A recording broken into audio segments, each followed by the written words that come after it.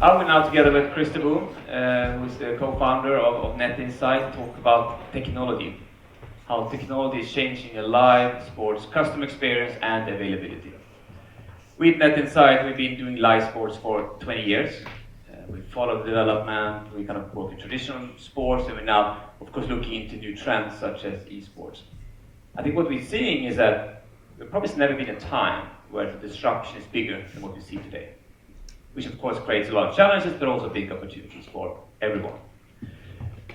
We're going to talk a bit about what are the things happening. On a high level, what we see is there is a combined customer viewing and tech revolution going on. So things is changing rapidly because of a number of key themes, as we call it. Number one, live is important. Live in the world where competition is increasing. Netflix, you have local players, OTT, traditional media.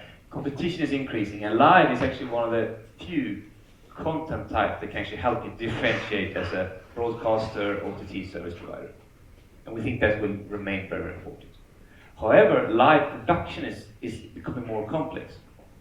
On the one hand side, you have the high end, the Premier League, the Olympics, we have 4K, 8K, virtual reality, all these new formats coming up, also including interactivity, personalization. And on the low end, simplicity, cost efficiency. So the demands on live production is actually increasing. The next trend we see is that OTT is growing. Of course, you know that this is not news, but what is driving this is adaptation of open network distribution. 5 to the home, 4G, soon 5G. That is opening up a whole new world of actually consuming content. And it also disrupts the traditional value chain. So new players coming in, distributing direct to consumers, for example, enabled by OTT. Bandwidth cost is going down, 20-30% a year, which is actually open up new ways of producing a new way of distributing content. On a similar note, we see that the move to IP-based workflows is enabling production company, distribution company to produce things in a completely different way. You get increased flexibility, increased efficiency. And same goes with cloud. If you move certain workflows into the cloud, you can get improved resource optimization, you can improve your general efficiency, and by the fact you can produce better content. And of course, the buzzword of the industry is AI. AI is still early phases, but in the media industry, it is actually going to become very important. What we show you in this presentation is how intelligent algorithms can actually produce live content. And that is available now, and it will become even more important going forward. So what does all this mean? What does this technology mean for you as a consumer? In this schematic picture, we want to show the value of live content, that's the vertical axis. And then we separate between low-end content, meaning tier 3, tier 4, niche sports, youth leagues, and so on. And then we move up to the right, we have the premium types of sports. Premier League, Champions League. In Sweden would be SHL, Allsvenskan. Those that has a very, very high commercial value. And the commercial value shown as on the gray line is an exponential growth the further right you get. So some key rights has a huge value to broadcasters, to OTT service providers. The blue line, and you can always debate what's the kind of slope of that blue line, but the point being is that production cost and distribution cost has actually been very high historically. With the implications being is that a large portion of live events could not be practically nor economically produced or distributed. I just read a number yesterday that 99% of every single live event is not broadcasted to the wide audience. The 200 million events a year, the only way to see that is to be physically present on the site. 200 million events. What technology and the things we talked about on the previous page, everything from bandwidth to OTT to cloud, AI to IP, what this means is that it will change this picture going forward. So, forward winding to the future. First of all, we think that premium sports rights will continue to be valuable because they attract the audience, people are willing to pay for it. I think they will continue to willing to pay for it. And what technology is helping, and Christer will show that in a minute, is that as a rights owner, you can monetize an asset much, much better. Previously, right, it was a 2 to 3 hour window, you get maximum value. Now it's a 24/7 fan engagement. through technology. And Victor showed some of the examples in the previous presentation. How do you work with social media, Twitch, how do you get the content out on a broader scale? That is enabled through technology, raising the value of the content. The things we showed in the previous slide, the trends, it has a major impact on the production distribution costs. So what we see is that those will go down. So we see reduced cost of actually producing and distributing content. And for you as a consumer, what does it mean? Yeah, you can consume more and better content for less money, basically. Just give me an example. Like Christer is a big fan of Brazilian Jiu-Jitsu. I'm sorry, Christer, but that's not a high-end sport, right? The thing is, a couple of years ago, he could never watch Brazilian Jiu-Jitsu at all. But now he can actually stream it live at home in Sweden on his iPad. And that is due to production costs coming down. That was not possible a couple of years ago. Let's go to see how this looks in reality. Let's go to Mexico. Mexico is a huge football country. Even though Sweden beat them in the World Cup, they actually is a huge interest for them. So what they've done in Mexico, if you look at the top left-hand side, is a company, an Israeli company called Pixelot. They've installed more than 100 automated cameras on amateur football pitches. So what you see on this white box, that's basically a camera box that has a panoramic view of the pitch. So it covers the full picture, and through intelligent algorithms, I will show you in a minute, it zooms in where the action is. So the camera can feel the action is over here, not on this side of the pitch. It's ingested straight into cloud. So the cloud service, it goes up in the cloud, streamed directly to the consumer. So you as a consumer, you can watch this on your smartphone. And this example is you can add highlights, red cards, yellow cards, and so on. So what this means is that those 100 cameras are producing 72,000 football games a year, 6,000 a month. And those games would never ever be watched otherwise. And what's interesting is that for every single game, this whole system becomes a bit smarter. It learns. It's machine learning. It learns, it becomes slightly better and better.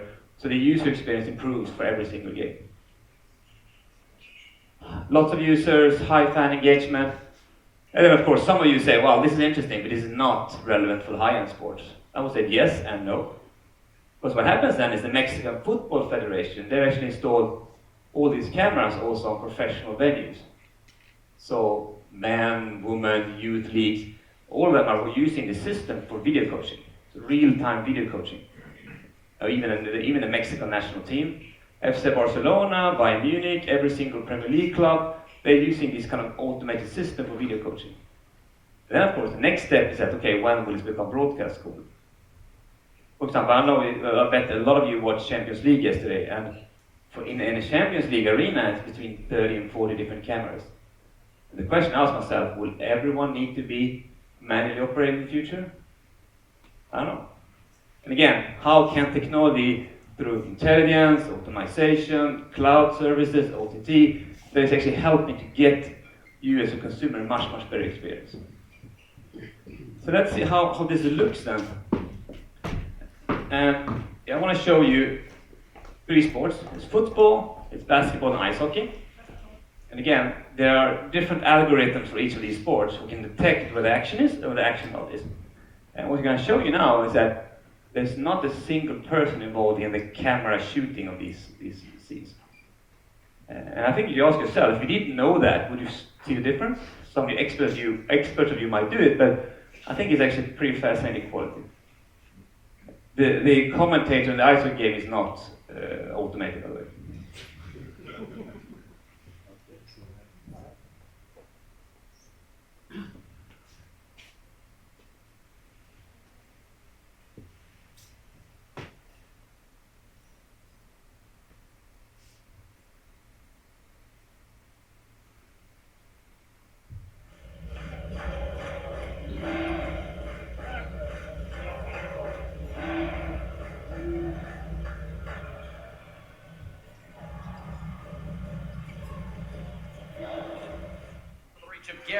And now the V's go with numbers. It's Miller.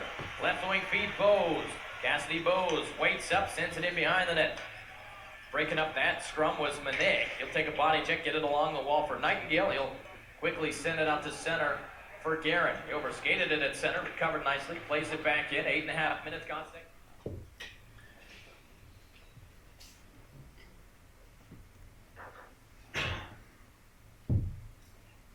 So this is some examples how automated live production can work. And again, it's getting better day by day. So that being said, we talked a lot about the low-end side, how this improves customer experience and availability, and now we're going to move into the high-end. So I will talk a little bit about one example, just to give a little bit an example of how the involvement and future involvement also on the high-end side. And one example that we sometimes discuss with is NBA. And what they're trying to do is basically not having this engagement and game that just fill the week completely, basically. And they do it in different things. Some of them are not rocket science, but it comes a little bit with complexity as well. And there are areas where we are trying to see where we can address things. But I mean, they have, for instance, if you look central at them, they have a big department just doing social, just to keep things interesting in between the games. They have also team channels for each team, both video recorded and also other statistics and stuff like that. One thing that is really interesting also, if you compare to the previous presentation with the e-games, we have activity all the time. I mean, the baseball, that was kind of slow, basket is a little bit faster, but they also try to engage a little bit with video assisted referee in a little bit different way also than if you compare to the FIFA, how FIFA is doing it. I mean, if you look at FIFA, it was good that they started with this video assisted referee, but it's a little bit boring because you see the referee goes this, and then it takes on this, and then you're silent for a couple of minutes. What they are trying to do, they have come a little bit further, so they actually engage also the audience and explains what happens and why they do decisions and such things. So you get more interaction during the game as well. And of course, to have it more available, they have a huge distribution over to the different cloud platforms, Amazon, Twitter, and etc. And also to many international players. Sweden is one, but in I think 100 countries. I think it's the biggest on these big sports in the United States. And with that comes, of course, complexity as well. Everybody wants their own format. They have their own bit rates. Going to China is one bit rate, going to Europe is another. Start to get complex, but at the same time, they need to expand to get more viewers, better penetration, and so on. So it comes a lot of technical challenges and also cultural challenges as well.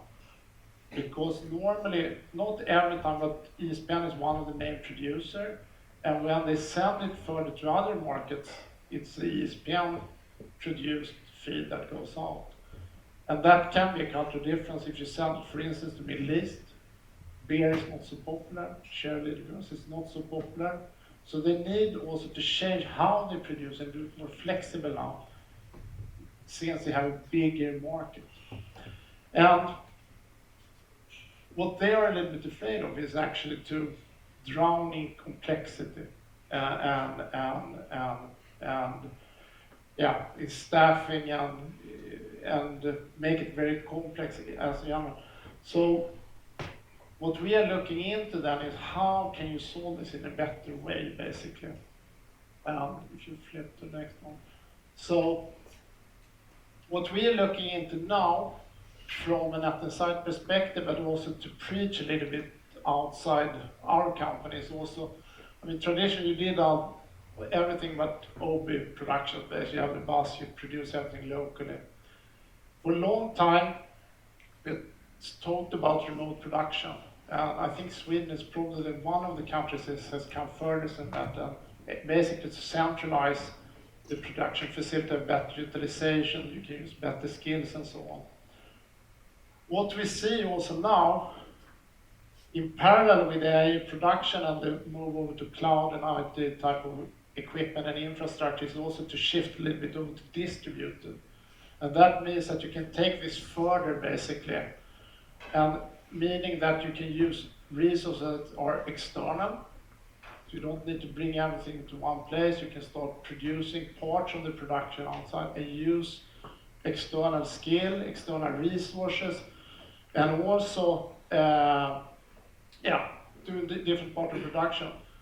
The challenges there is basically that you lose a little bit control also. You're dependent on networking, which is a little bit our part, and that can be a challenge complexity-wise also.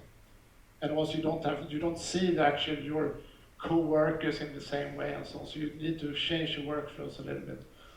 And it's something we started, some of Swedish companies using that already.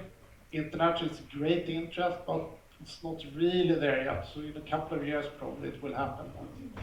And of course, it will be efficiency and flexibility gains, but the challenge is, don't forget, for us to say, don't forget why you do it. You do it because you want to be more efficient.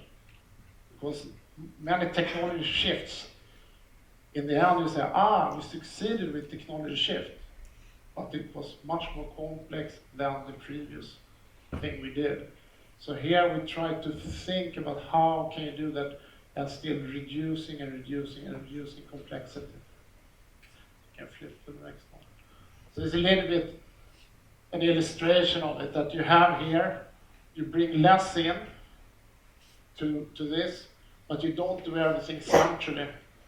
You can focus on third-party specialists, basically, in how you subtitling, packaging, and using cloud and AI also to do this format complexity that the MBA, for instance, is struggling a lot with. You can shift that over in a better way. And it looks a little bit obvious, but it's not so obvious. It's complex also, and that it will be the next challenge actually to try to solve it in an efficient way. So to summarize, I think what we're saying that how will technology change the live sports reality? I think it's one thing is direct. You see more and more examples of content going direct from the arenas or the rights owners to the consumers, and that is enabled by technology. NBA was a good example. It's seamless, so independent where you are located, independent what networks are on, independent what resources you're using. Back to the distributed picture, it's seamless flow, which of course increases complexity, but also has massive upsides. It's automated, it's intelligent, cloud-based, you probably add, and you have this 24/7 fan engagement. So in essence, what this brings, it gives you more content, better content at the cheaper cost. So that's in essence our view on where things are heading. Thank you.